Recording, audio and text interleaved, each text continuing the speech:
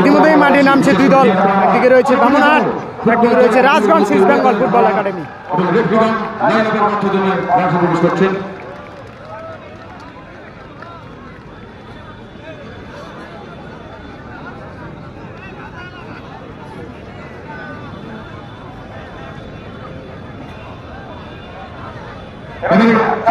আমন্ত্রিত অতিথিবর্গের মধ্যে পরিচয় করব প্রথম কোয়ার্টার ফাইনাল ম্যাচ। কে জিতবে কোয়ার্টার ফাইনাল, কে পৌঁছে যাবে বিগ টুর্নামেন্টের সেমিফাইনালে।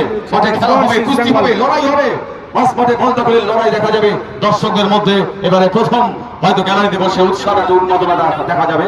এই মুহূর্তে মাঠে আমন্ত্রিত অতিথিবর্গের সঙ্গে খেলোয়াড়দের পরিচয় করব।